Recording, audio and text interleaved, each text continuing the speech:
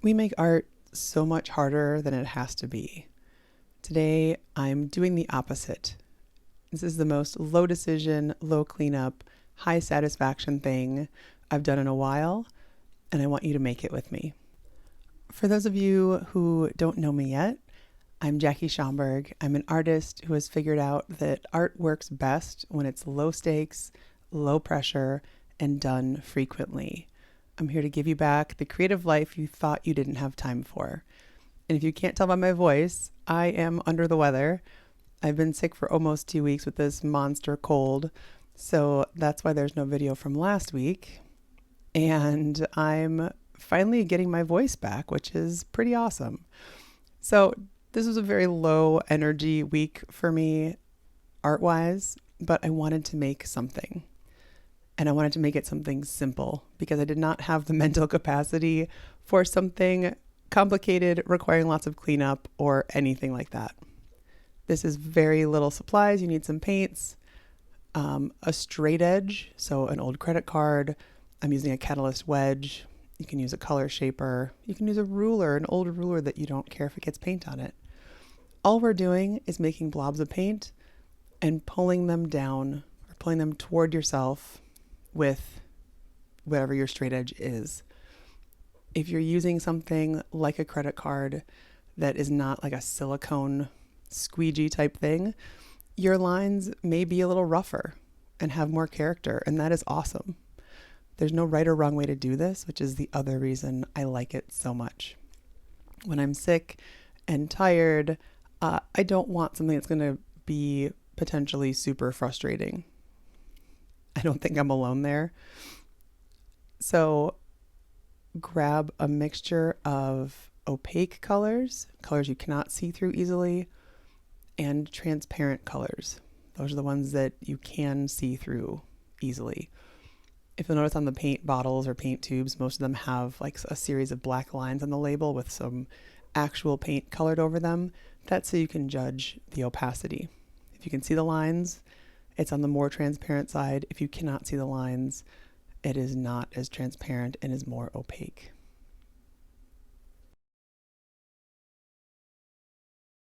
So I like to start off with something on the more opaque side of things. I start off with a pyrrole red, even though it looks pretty neon here.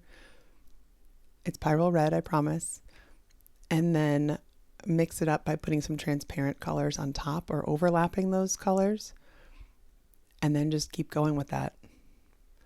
There's no brushes to clean, very few composition decisions to make, and literally zero artistic talent or skill required.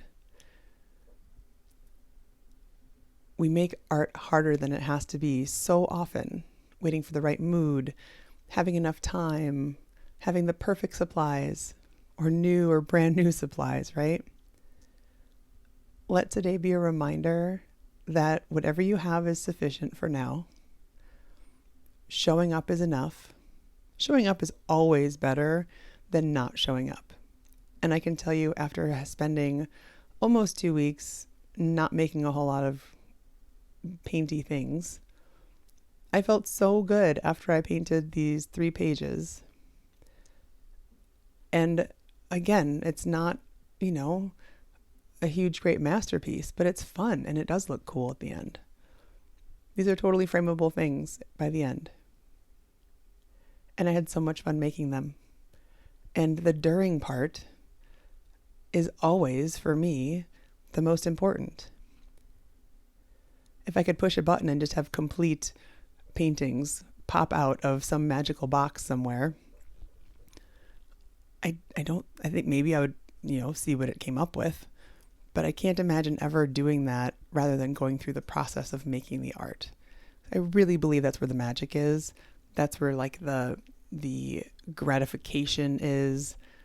That's where the joy is. That's where the creativity is. All that brain muscle that you're using to make different decisions creatively. That's where the joy of art is for me. It's this puzzle. It's not a predictable puzzle necessarily. It's a very mushy, abstract puzzle, but it is a puzzle. We try things that might not work. That's what we do as artists. So, keep it simple by simplifying your tools when you don't have enough energy to make something very detailed or, spend too much time experimenting and with a low frustration tolerance. Pull these colors down. I didn't do it this time, but you can also just wiggle the wedge as you go down, or wiggle the credit card and make different shapes as you're pulling. I kept mine extremely simple. A few things to note: I did wipe off the wedge in between each pull.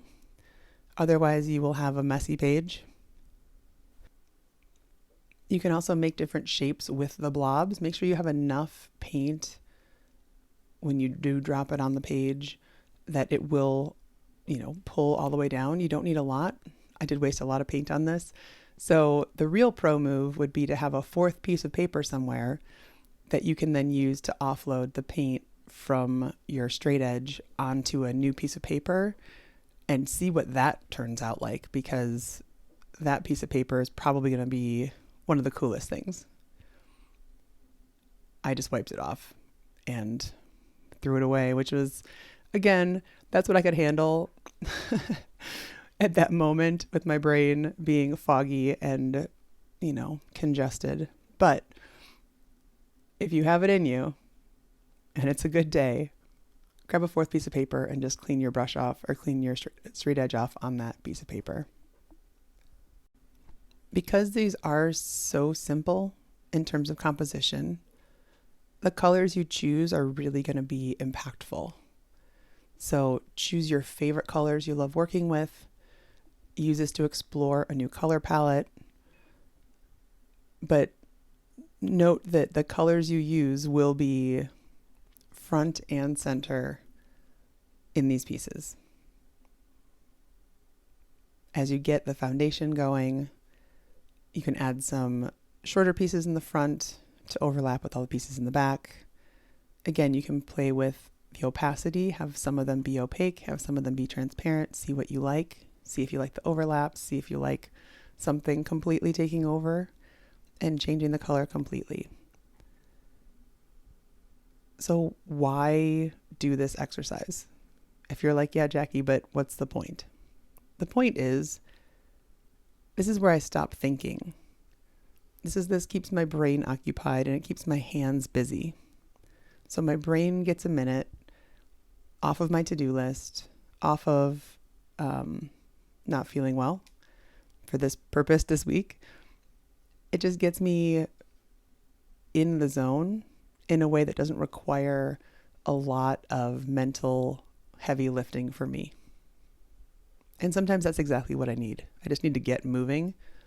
This would be a great warm-up for your creative day if you're going to spend some time painting and you need a little of something just to get the juices flowing. This is also a great activity because of the supplies. There's almost zero cleanup here. We're not using a palette even to mix colors. You can do that, in which case you need a palette and mix colors, that's fine. But in this case, I'm literally just squeezing things from my paint bottles onto the paper. So not even using a palette. I'm using a silicone catalyst wedge, which can be wiped off with a paper towel or wet paper towel. Easy peasy. And it dries easily because I'm using a thin layer because I am using a straight edge to pull it down. And basically a squeegee with this catalyst wedge. This part isn't about becoming a better artist. It's about giving my nervous system somewhere to land.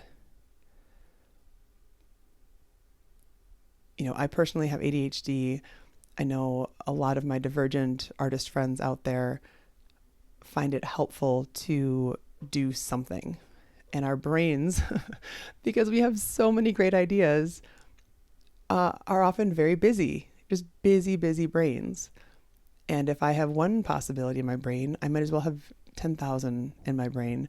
And sometimes those 10,000 thoughts compete with each other and I end up making nothing because I just can't choose one thing. It's a great problem to have, but it still can be paralyzing in some ways. So if you are feeling that today, let this be the prompt that you can use to pick one thing. Consider it an assignment from me. Do this. That will free you up to then have your decision making not be what project to do, but what to do within this project. And for those of you who have taken my Tiny Sketchbook Reset course, you know this. You know, we do 30 prompts over 30 days. And the reason that I give you the prompt is not because I have a vested interest in making you do something very specific to my liking. The reason for the prompt is so you don't have to spend your time spinning trying to figure out what to make. So I give you the assignment, but you decide how you want to take that information and run with it. So it's simple prompts. We use very tiny pages, 4x4 sketchbook, 5 minutes a day, and we fit it into your real life. Much like the paint pulling exercise in this video, the prompts can be interpreted as high maintenance as you'd like, or as low energy, chill, minimalism as you'd like as well. The idea is just to get in your sketchbook every day and create something. If you're interested, there's a link in the description. No pressure whatsoever to join, but if it is something you're interested in, registration closes just about 24 hours from releasing this video. So if you want to join, now's the time. I find that there can be so much freedom within a prompt or within an assignment or within a suggestion because it limits me enough to focus me and to be able to take action that's not feeling oppressive or like there's every possibility in the entire world. So it limits me, it restricts my materials, and it just helps me choose. Then within that, I can use all my creativity, all my decision making, and I don't have that so as much pressure to reinvent the wheel. I've been given a wheel here. I just need to decide where I want to roll it. That was a pretty good metaphor. I kind of like that one. Maybe I need that on a throw pillow or something. This also is a good one because you can't overthink it. Or it's very hard to overthink. I'm sure someone probably could.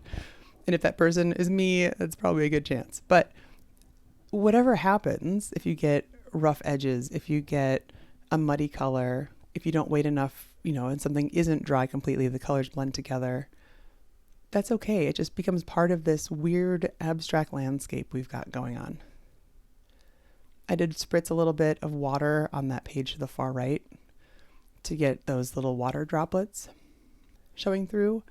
If you leave the water on slightly dry, slightly wet paint for 60 seconds and then blot it with a paper towel, it will pull off the still wet paint and you'll be able to see through it to the layers below.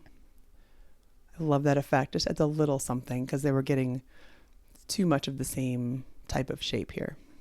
The white I'm adding is also, I switched paint types. So this is Golden's Heavy Body Titanium White. It is the most opaque white that I own. It goes on pretty thick and is a beautiful way to cover color that you don't want poking through. One other tip when working with something that is as simple as this is, where color is such the main star, there's a temptation to continue going back in and fixing and adjusting and adding. And one of the most useful things I've learned isn't even a technique. It's just to stop. At some point to stop, let it be enough, and just put the paintbrush down, or in this case, put the straight edge down. What I've made for today is enough. The fact that I showed up today is enough. And now I have 3 pages that did not exist until I made them. So if you are having a low energy day, or you're having a high energy day and you're ready to rock. Either way, go grab a sketchbook, go grab a piece of paper, grab a couple paints, especially paints you can pour or squeeze out, and try this. Have fun, experiment with different colors, experiment with different shapes, enjoy yourself. Let your hands be busy. Let your brain take a breath and have fun. All right, let me know in the comments, what are the first 2 or 3 colors that you would reach for to do this project? I'm looking for new color palette ideas and would love to hear what you have to say.